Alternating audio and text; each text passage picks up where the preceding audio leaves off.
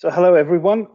Today's session, first of all, thank you for being interested. Thank you for signing up for this open session, for this free online session about the knowledge map.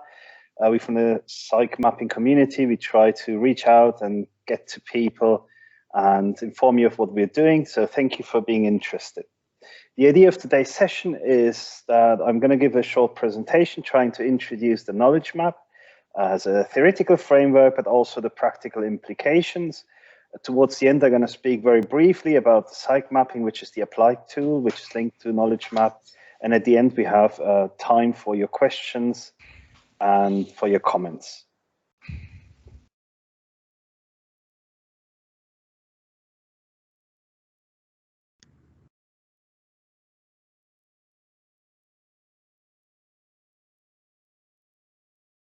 So we're going to start with a very general, or I would like to start with a very general introduction of what the knowledge map is. The knowledge map is a paper we have published this year together with Adonis Hatzigeorgiadis, a colleague from Greece, in Frontiers in Psychology. It is a synthesis of the sport and exercise psychology literature. Okay, so we tried to condense everything that's out there in sport and exercise psychology and represent it.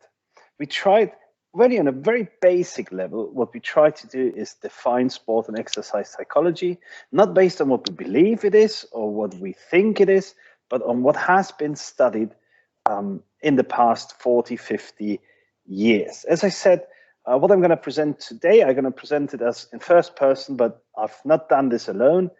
First of all, I need to appreciate the input and the help from Adonis. Adonis Hatzigeorgiadis is a full professor, University of Thessaly, who is a co-author of this paper of the knowledge map. But I also, of course, appreciate a lot the help of Edu. Edu is here today because he's developing with me the sports psych mapping framework, which is the applied branch of this research project. But there are also other co-authors like Lucia, some of my PhD students like Philip, and many others who have helped developing the knowledge map and developing the sports psych mapping framework.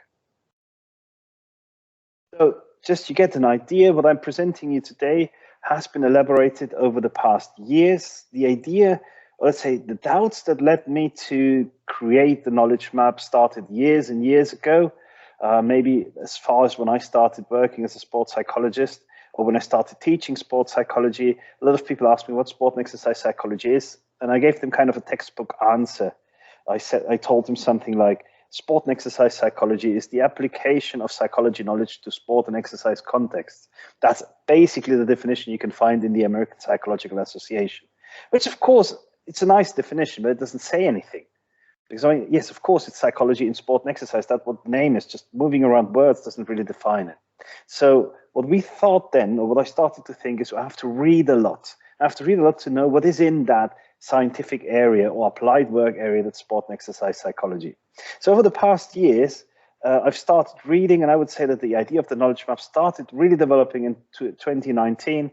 We started trying to publish the paper in 2020, and it got finally published in 2021. But it has been an effort, I would say, over the past 4 or 5 years, very intensively the past 3 years. As I said, there's a why behind the knowledge map, and it is, first of all, over specialization. Me, myself, I'm an expert in self-talk. Now, self-talk is nice. Self-talk has a theoretical component. It can explain us how we see the world and how we see ourselves and how we become the athlete that we think we are, how we become the coach that we think we are, how we become the sports psychologist we think we are. And it's therefore very important. And also the self-talk interventions are key components in sport and exercise psychology. But if you start teaching sport and exercise psychology, like I did maybe 10 years ago, you notice that your specific niche topic doesn't even cover half a session with an undergraduate sport and exercise psychology course. It's something you explain in an hour, it's something explained in 2 hours, but sport and exercise psychology is vast. And I think what happened to me, I know it happened to others, possibly not everyone, but is that I found myself at some point a specialist in such a niche area and so ignorant of everything else that was happening in sport and exercise psychology. So I said, I need to put my little area of expertise in the context. What place does self-talk occupy in the broader sport and exercise psychology? That's when I started noticing I have no idea what sport and exercise psychology is, or let's see, my initial ideas of what sport and exercise psychology was were far too narrow. So I thought always about athletes. I always thought about sport context. Just to give you an idea, is one of the things I discovered is you can turn the whole thing around, and it's the application of sport and exercise as almost as a therapy to create psychological well-being. So completely the other way around also applies to sport and exercise psychology. And I didn't know that, even though I have been teaching sport and exercise psychology for 5 or 6 or 7 years. So that's the why. I just thought that I was a specialist in such a niche area, and I needed to place that area in the broader context. And when I started or tried to do that, I noticed that I couldn't do it. So how did we do it? Okay, there's a methodological part to it, which is quite easy. I downloaded from the from the Web of Science. That's a huge database that we have. I downloaded the reference of every single theoretical article, review article, systematic review, meta-analysis, theoretical article, comment, anything that's theoretical that doesn't have primary data, and that contains somehow the words sport, exercise, physical activity, and it's related to some psychological variable. So I downloaded about 600 references, and I started to read them. I gave some of those to PhD students, some of those Adonis read, but mainly what I did, I read every single article, theoretical article, published in Sport and Exercise Psychology, starting as late as the latest articles I had was 1970s, just because the Web of Science doesn't go further back. And I read everything up to, I would say I read everything published in 2019, most of what was published in 2020, and even some of the things that were published this year. There's another how to it that's a little bit more personal. I'll just let you into it. I live and work in 2 different countries. I live in Spain, I work in the UK. That means that every Sunday I take a plane, Ryanair, and I fly 2.5 hours to Stansted Airport, take a bus, another hour and a half to Ipswich, where I work. And then on Thursday morning, I take a bus 1.5 hours to Stansted Airport, and I fly 2.5 hours back to Barcelona. I do like watching Netflix and downloading movies, but there comes a moment when it's just a huge waste of time. And instead of downloading movies, I started downloading and printing out articles. And I read about 2 or 3 articles every trip. And I make about 40 trips a year, so you can imagine how I read about 600 papers. I didn't read all of them 100%, to be honest. Sometimes they were just absolutely dumb. We have so many articles on intrinsic motivation that there came a moment that I basically fell asleep by reading them. Don't tell it to the authors. Great stuff if you talk to them. But that was the personal thing of how I do it. Now, I would like to make a very important clarification. Have you ever looked at your wardrobe and the organization that's in there? Or have you ever maybe had a partner who started organizing your wardrobe? That happens to me quite a lot. And somebody imposes an organization, which makes sense, it might be useful, but it's not the only organization possible. But you can put in an upper stand, you could put in a lower drawer, you put on the left, you put on the right. One thing is that it's useful, but it doesn't mean it's the only useful organization. Now, what applies to your wardrobe applies to the KnowledgeMap. The KnowledgeMap is basically an organization of sport and exercise psychology content. I try to organize it, or we try to organize it, put it in little drawers, hang things on the left, put it in boxes on the right, and trying to organize things so that it's easier to access and to have an overview of everything you have. But someone else might make it a completely different organization, which might be more useful or less useful. So what I'm presenting you today is not the truth. Absolutely not. What I'm trying to present is what I believe, and people who support the ideas that I've developed believe to be useful. I hope they're useful to you, but please, that's a very important clarification, because some, especially senior members of our society, became quite angry at me, telling me that I can't tell them what sport and exercise psychology was. I'm not going to tell you what it is. I'm just going to give you an idea of how you can organize a huge amount of information in what I believe a useful way. Now, that clarified, let's get into the mess. After reading hundreds and hundreds of articles, so the first ones you read and you say, okay, what do we have? We have an article about motivation. We have an article about intrinsic beliefs, we have an article about emotions, we have an article about self-talk, we have an article about attitudes, attention, implicit knowledge, leadership behavior, effort, confrontational interview, self-adjustment, CBT, REBT, attribution, sport activism, coach feedback, pro-social behavior, neural activation patterns, and so on, and so on, and so on, and so on, and so on. And you look and you only read 50 articles. You're like, oh my God, there is so much out there. Not because humans are so complicated, which we are, it's because every single concept that we use creates a small domain in that vast universe, which is psychology, that somebody can dominate. Like I said, or not I said, I just adhere to those who define self-talk. If we say self-talk is, we put our definition, we create a small circle, artificial circle, about something that we can explain. Now, the difference between self-talk and thoughts isn't natural. The difference between emotions and motivation is not natural. The difference between behavior and attitudes is not natural. In nature, most of these concepts are overlapping, overlaying, and mixed. We just created concepts because they make our world understanding easier. Now we have made so many concepts that, of course, it becomes complicated. And for me, at the end, after reading 100, 200, 300 articles, there was this huge mess inside my head. And that's when I stopped reading and said, we need to put an organization to it. So what we try to do is to group different concepts into similar categories. We did a lot of tests, but there was one structure that always prevailed. That is the basic structure of the knowledge map that distinguishes 4 main clusters and 3 auxiliary clusters. The main clusters, 4 of them, they're in the center and at the bottom of your screen. There's a lot of variables that describe various concepts that describe the external world around people, usually around athletes. Then there's a huge block of variables, we call them biopsychological descriptors, that describe who people are automatically, like personality. And then there's this huge cluster of variables that explains what people can do with their minds. We call that psychological skills. And the 4th big cluster speaks about what we sports psychologists or people working as sports psychologists can do to change, well, external variables, biopsychological descriptors, and psychological skills. That 4th big cluster is called applied sport and exercise psychology practice. 4 main clusters: the world around us, who we are, our ability to adjust who we are to the world around us, and the interventions that can either change the world around us, influence directly who we are, or give us skills so that we can adjust who we are to the world around us. This is the basic structure of the knowledge map. Further, you can see on your screen there are 4 auxiliary clusters. Attention, perception, appraisal stand between the external world and ourselves. And between ourselves and the external world, we have social behavior and performance. Self-awareness metacognition links who we are to our psychological skills. And our psychological skills affect who we are through our resilience, mental toughness, and self-control. I'm going to get to that in a little bit, in a short moment.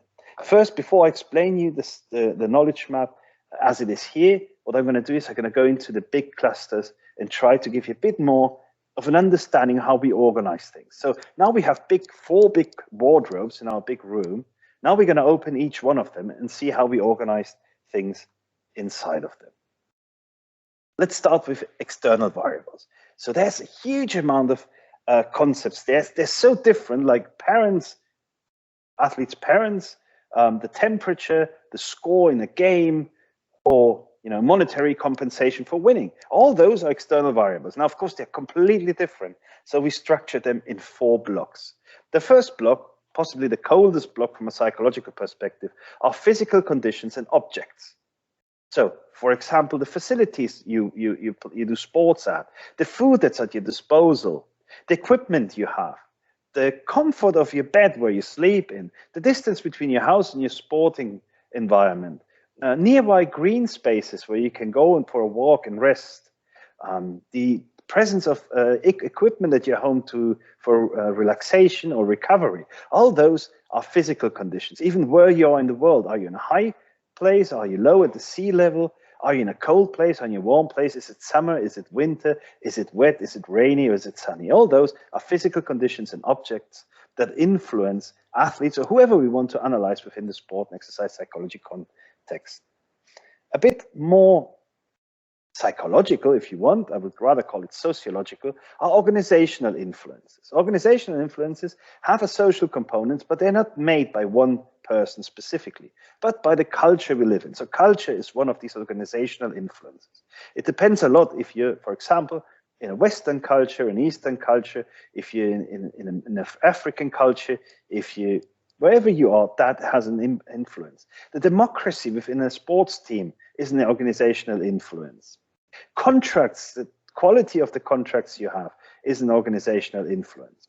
The school system where athletes go to while they're practicing sport and talent development is an organizational influence. The politics in sports or general politics in a country are organizational influences. So they have a social component, but they are not defined by one single person. There's not one person that defines culture. There's not one person who defines religion. There's not one person who defines politics. It's the collective of people around us.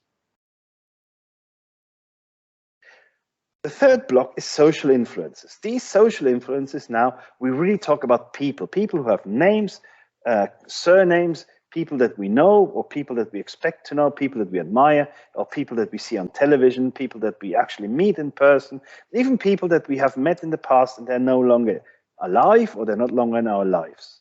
So that could be something like my coach, of course. Parents are very typical external variable for athletes. Now, very importantly, in the knowledge map, if we analyze an athlete, the coach is an external variable. Now, if we analyze a coach, the athletes are the external variable. It could be my enemies, it could be my friends, it could be my role models, it could be my mentors, it could be siblings. People specifically have an influence on who we are and how we are and the sport that we practice.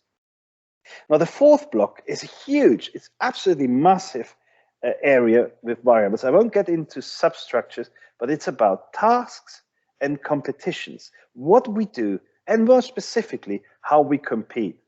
So in sports, in training, for example, in an exercise, how long an exercise is has an influence. What my probabilities of success are has an influence. What the social constellation exercise is, if it's competitive or collaborative, has an influence. If I have a fixed time to complete an exercise or I have all the time that I need, has an influence. In games, the scoreboard, or in competition, the score has an influence. The relevance of a game has an influence. How much I know my opponents has an influence. Okay? The money that's at stake has an influence. All those are more competitive variables.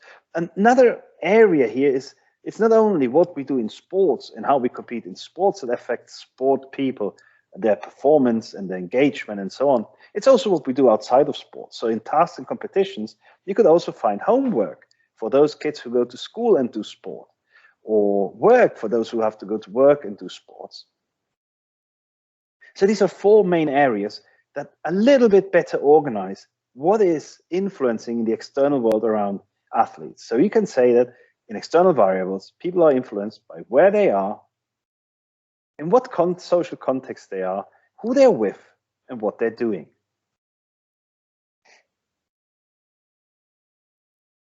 The second big group, possibly the most important one, is which describes people, describes athletes. We basically, when we talk with coaches, when we talk with athletes, with parents, we don't say biopsychological descriptors, which works fine for us because we have never found a better way of calling this block. What we usually say is it's about who we are and how we are doing in specific moments. In there, we find there are different organizations. I'm not going to present all of them to you, of course, because, I mean, I'm just going to give you how I would organize this wardrobe. And if you would do it differently, then you do it differently. But one we tried in the past, which is really nice, I won't show it today, is into biological variables. So physically, what describes us, for example, an injury, physiological variables, for example, my neural activation patterns, and more psychological concepts like emotions. What I'm going to show you today is a very basic classification. I think it's quite useful. And that's difference in who we are and how we are based on our states and our traits. In terms of traits, we talk, of course, about the things that describe us long-term, things that don't change in 5 or 10 or 20 minutes, but that basically last for at least weeks, months, or even years. So my implicit beliefs about myself last for years. My attitudes towards competition, of course they can change, but they tend to be stable throughout years. You know, my life goals, of course we can change life goals, and they might even change in a split second, but generally they are very stable. My genetics are quite stable. My personality is quite stable. My gender roles are quite stable. My level of creativity is quite stable. My self-esteem is quite stable. My intelligence is quite stable. My age is quite stable. Of course, if we speak about newborn babies, age is more a state than a trait, especially if we look at the first, I don't know, hours of life. But I think as soon as we speak about month, it starts becoming a quite stable trait. And my age, of course, age is quite stable. If you look at the other side, so this is all these constructs or concepts you see here, they describe who people are, more or less long term. But of course, we are not always the same. So although we have the tendency to experience similar states throughout time, we are not always the same. We vary. And what varies within us is, of course, the states. What states are there? What states have been studied a lot in sports psychology? Well, here are some of them. Emotions, possibly the most studied state in sport and exercise psychology, but also things like effort, fatigue, arousal, sensations, focus, heart rate, thoughts, a part of self-talk that we call spontaneous self-talk. These are states. They don't describe us. You can't say, I always have the same emotion. And then we would talk about our temperament or even mood, maybe, which are traits. No, we talk about today I'm feeling angry, today I'm feeling happy. It is a state. My situational motivation, well, how motivated I am, for example, for doing this session. Of course, it is linked to my general motivation to doing this project or to being a sport and exercise psychology researcher and practitioner. Of course, it is linked. If I hate my job, I'm rather unlikely I would enjoy or would be happy to do this session. But it could happen. It could, especially on the other way around, I might be absolutely delighted with my job. But I mean, it's 6 o'clock in the evening here, where I started off the day yesterday, it's already 7 o'clock, and I might be tired, and maybe my situational motivation is lower. You understand the difference. And I think that's a very important difference to understand that there is a way our athletes are, that how we can describe them, and it's very useful to know how they tend to be, but not at the cost of neglecting how they are right now. And it's very important to notice how they are in every moment. But if we only look at how they are in every moment, we're going to get lost in everyday transitions in states. The third big block is psychological skills. I think psychological skills is so important in sports psychology, especially if you compare it with other psychological ramifications. Everyone knows about psychological skills, but I think already with the works of Wheely in the 1980s, psychological skills have huge importance within sport and exercise psychology. Now, what you have is two different classifications. One that is a bit broader, and I have it here on the right. So once we started reading more and more and more, we started differentiating life skills of athletes. So how am I able to conduct a life that is in agreement with my sport and exercise activity? Self skills, what are my abilities to change my image of myself? Cognitive skills, of course, my ability to change my thought patterns. Affective skills, ability to change the emotional patterns. Motivational skills, my ability to motivate myself or demotivate myself or establish new goals. And interpersonal skills, that means my ability not to affect the psychobiological descriptors of me, of others. In the article, if you read it, we had a much simpler classification into intrapersonal and interpersonal skills. Of course, intrapersonal skills are those skills that I use to control myself. So we have some self-talk there, goal setting, self-skills, imagery, impulse control, concentration, even self-regulated learning or rationalization. All those are skills that I use basically to control my own biopsychological descriptors. So I'm going to use my goal-setting skills to control my situational motivation. I'm going to use my imagery skills to control my spontaneous self-talk. I'm going to use my motion control skills, well, to control my emotions. But not all skills we use only to control ourselves. If you have been in team sports or you work with team sport athletes, you know that we also have skills to control those who belong to our social group, sometimes also to manipulate our opponents, but we're not going to get into that now. We call them interpersonal skills. What do we have here? My teaching skills, for example. If I'm able to teach my colleagues, if I'm able to teach my students, if the coach is able to teach his athletes, leadership skills, collaborative learning skills, communication skills, persuasion skills, empathy skills, listening skills, mediation skills. All those skills, of course, they help me, but not directly, but by helping those people around me. It's a bit of a slightly more simple classification than the one that you see on your right. The fourth block is about applied practice. That was really tricky.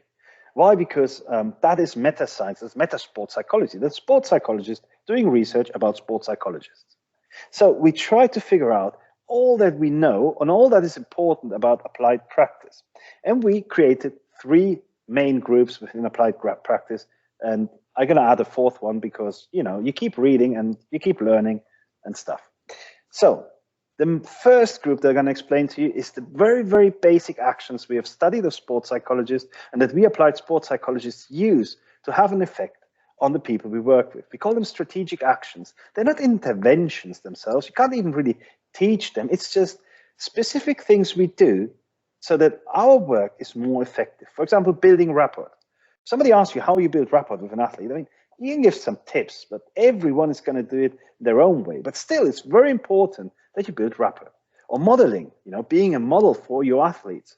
Or things like having an interdisciplinary scope in your practice. There's not one thing you do to be interdisciplinary, but it's something that is a basic strategic aspect of professional practice, like active listening, ethics, of course, cultural sensitivity, or integrating knowledge. All those are strategic actions that you need to be successful as a sport and exercise psychologist. You might know all the theoretical frameworks, you might know all the interventions. If you're not able to, for example, build a rapport with your athletes, it's going to be very difficult that all that knowledge is going to be of use to you.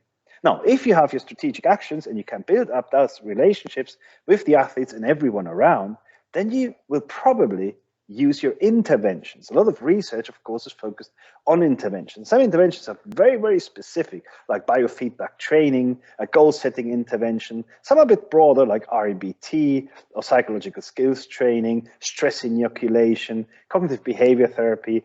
And some are more, yes, self-made intervention, like parent meetings. I don't know any article that explains you exactly how to hold a parent meeting. But still, we organize meetings with parents because we know they're important interventions in helping our athletes achieve their goals or whatever we do. There's also some things which don't sound very sports psychology-like, more sports psychiatry-like, but medication, for example, is one of them. I think just a very, well, yeah, that is it. We have relaxation, social sport, when we organize sport for social reasons, teacher training or coach training, all those are interventions. Some are very clearly defined. For example, I don't know, music interventions. If you read what they do in Brunel University, they're quite nicely defined. Goal-setting interventions or hypnosis, they're very clear guidelines. Some are more broader, you know, teacher training or what I call parent meetings. Now, the third block, you might have noticed we're going from very specific things like listening skills to broader things like cognitive behavior therapy. Now we go even broader. We go into professional philosophy. So everything we do, all the interventions we use, they are somehow bound together by a view we have of the sport and exercise psychology world. And there's some broad professional philosophies. Of course, there is cognitivism, there's psychoanalysis, behaviorism, but there's also Gestalt. There's also some discussions about practitioner-centered applications or client-centered applications. We can speak about reductionism. Generally, most of us will possibly adopt a rather eclectic or functional view, but you see there are different professional philosophies. It doesn't matter if you decided which one you want to use or if you haven't. You have some sort of professional philosophy in which you do some sort of interventions. They might be more strictly related to science or less strictly related to science. And of course, you might be conscious about it, you might have consciously developed those, or you might just have them as a natural gift. You have some strategic actions that help you implement your work. So that's the three big clusters we have in the article. Now, reading, especially having reviewed a couple of papers in the past year, I would add a fourth category, which is our own professional development and quality of life. So of course it is important how I build rapport. Of course it's important how I do my self-talk interventions. And it's important that I'm very clear on what are the basics of cognitive therapy or cognitive psychology in my way of working. But there's another thing that's important, is how have I developed? Did I have mentoring in my development? Did I have training on how to sell my products? Did I have practice in most of the things that I've done? Have I learned by mistakes? Have I learned by modeling? Have I learned by role playing? And of course, how happy am I with the life that I'm living as a sport and exercise psychologist? All those things, although not directly related to what we do, I think have a huge impact in applied practice. And so I would say if I had to rewrite the article, I would definitely create a fourth category here, which is professional development and quality of life. So now I've talked you through the basics of the model. And I'm going to go now in explaining, well, not the basics of the model, I have the basics of the knowledge map. So far, what I've explained to you is the knowledge map is an organizational structure, you know, like a wardrobe, you know, with its boxes, with its drawers, with its different parts where you just store things. You can store them differently. Now, one thing that we didn't really set out to do, but what we found out is that the knowledge map gives an explanation, not the explanation, an explanation of how some things happen in sport and exercise contexts. And I'm going to try to explain that to you now in a few words. So we start with the external world. What happens around us, of course, has an influence in us, but not directly. Things like coach feedback, equipment, the score, parent behavior have an impact on athletes, but not directly, through their attention or athletes' attention, perception, appraisal. How coaches behave is less relevant than how athletes perceive their coaches behave. And the other way around, of course. What athletes do is less relevant for the coach's well-being than how coaches perceive, or what coaches perceive that athletes do. And of course, now the attention, perception, of appraisal of coach feedback, parents, the score has an impact on who we are and how we are. That means our biopsychological descriptors. So threat appraisal will create states of anxiety. Challenge appraisal will possibly create more intrinsic motivation. The perception we have of others will impact our emotions and our social well-being. Selective attention will make us more receptive to one external variables than to others. And of course, we can't neglect that who we are and how we are affects how we perceive the world around us. So our beliefs will affect our attention. Our introversion will affect our perception of others. Our anxiety will affect our appraisal of different external stimuli. So there's a small circular relationship we have between how we see the world and who we are. How we perceive things that really exist affects who we are, and who we are affects how we perceive the things that really exist. Now, who we are and how we are, of course, affects the external world, but not directly. If I'm angry, sitting at home, typical thing that happens in relationships, I'm very angry, but I don't say anything and I don't show it to the people around me, it will possibly not alter their behavior. It will alter their behavior if I display social behavior or change my performance. So intrinsic motivation, self-confidence, emotions, neural activation, and so on and so forth affect the external world, but through social behavior and performance. If I'm very motivated, but I don't change the way I behave and I don't show it to others, that will not affect others. If I'm very happy, but I don't smile, others don't know it. It won't affect others. Of course, our social behavior and performance creates a circular relationship with who we are and how we are. Our mistakes don't only affect the scoreboard, it also makes us feel something. Our motor learning does not only affect the time we need to complete an exercise, it also affects, for example, our confidence. Our choking under pressure doesn't only make us less helpful to our colleagues, it also makes us feel more insecure. But it doesn't only, of course, social behavior and performance doesn't only affect who we are, it definitely affects the world around us. So our clutch performance will have a positive impact on the score in a competition. Pro-social behavior will have a positive impact on the social factors that we have. Our sport activism might even have a positive impact on the organizational factors, the culture, the politics around us, and so on. Now, this is one big circular relationship between the external world and who we are and how we are, that the model or the knowledge map explains. The external world affects who we are through our attention, appraisal, and perception, and who we are affects the external world through our social behavior and performance. Now, that doesn't really set us apart from, let's say, cats or dogs, or if you like, fish. Every living being lives in some sort of symbiosis with the world around them. But there's one thing that sets humans apart. We don't only feel angry and show our anger and make others react to our anger. No, there's one thing more. We know that we are angry. We can develop something called self-awareness and metacognition. So our mind wandering, our maturity, our intelligence, also things that we feel like pain, will add to and become part of our self-awareness and metacognition. And of course, how we perceive ourselves and what we know about ourselves directly influences who we are. So our self-focus will have an effect on our emotions. Our self-reflection will have an effect on our thinking. Our attributions will affect our beliefs and attitudes. But it's one more thing, and that's a very important thing, is once we are aware of what's happening to us, especially of the psychological challenges that we are in, we can start to choose to use and use psychological skills.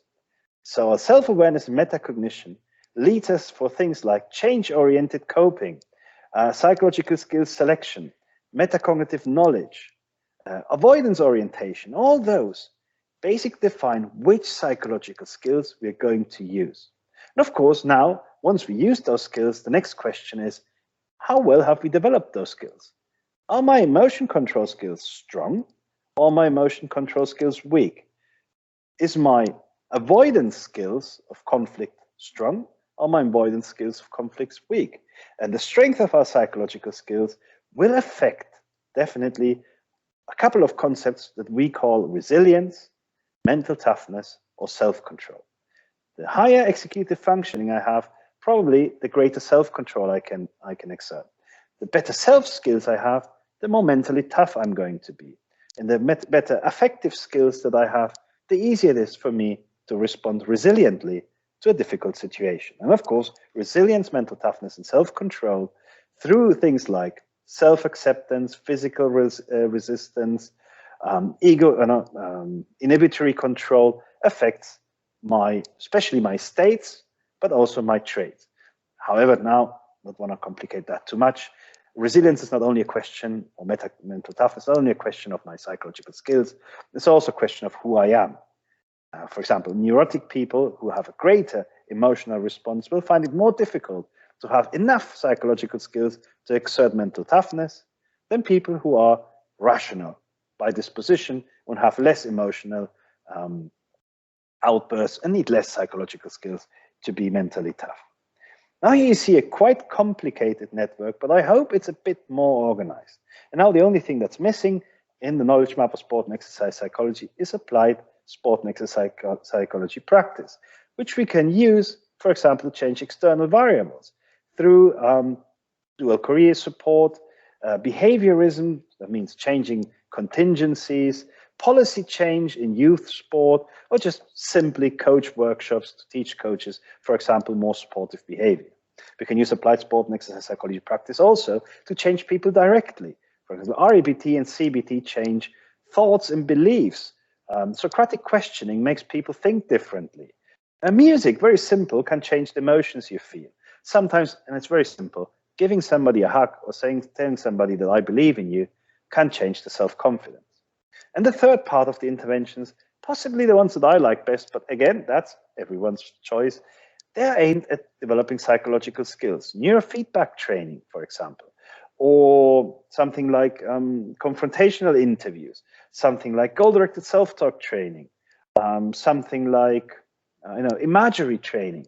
They develop psychological skills. They don't solve a problem right now. If I teach you, I don't know, for example, neurofeedback training, that doesn't solve a problem right now. It just means that in that relationship that you have on top, you have just more skills to adapt who you are to the chances and opportunities you get from the world around you. Now that is the knowledge map, and I've talked now for a while. I've given you a fair bit of an introduction. I'm just going to finish it explaining a little bit of just 5 minutes who we are and what we do with the knowledge map. Once we had the knowledge map, we created an applied tool that influences sport and exercise psychology practice. Not only because it helps you interviewing, but because it is a professional philosophy in its own. What we work with is with tasks, with exercises that create a triangular relationship in everyday practice. If you practice and you create an interview, what you do is you talk to people, which is a one-on-one situation, like I'm talking to you basically right now.